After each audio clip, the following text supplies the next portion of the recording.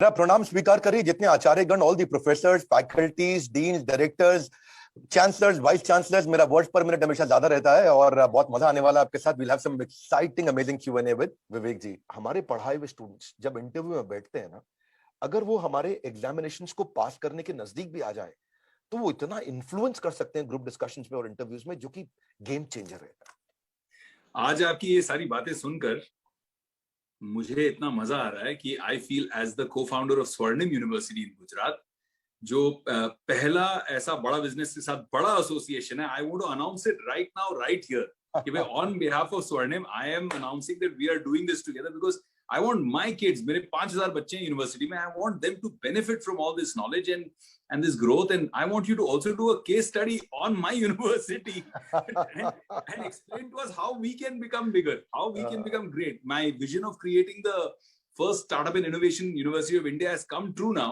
But what is our next growth story? That I will come to Delhi and sit with you on a personal session. But I have yet more questions to ask you. Look, so India is emerging into a system where not everybody wants to be employed, right? A lot of people to take the entrepreneurship route. And I know that Bada Business is creating phenomenal impact in this space, even for first time. How can we create this move, this shift from employee to employer and push for entrepreneurship for their students? Lovely, beautiful. Actually, दोनों areas पे हम focus करते हैं। अगर वो employ बन रहा है तो इंट्राप्रेन्योर होना चाहिए, वो behave like an entrepreneur while being in a job, या फिर एंटरप्रेन्योर बने who behave like an entrepreneur while being an entrepreneur. दोनों बातें हैं, entrepreneur while being an employee, entrepreneur while being an employer.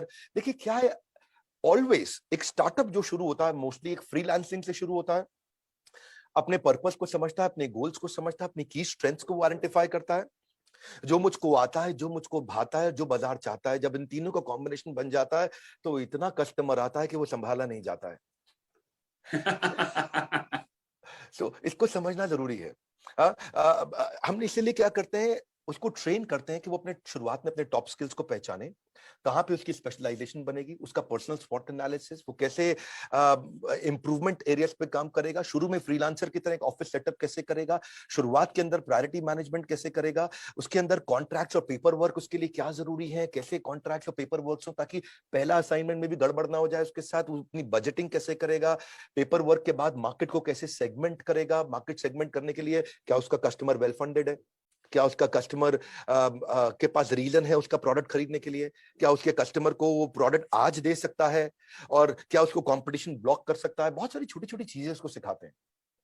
देखिए प्रॉब्लम क्या, मार्केट सेगमेंटेशन में selling to everyone will set you up for failure.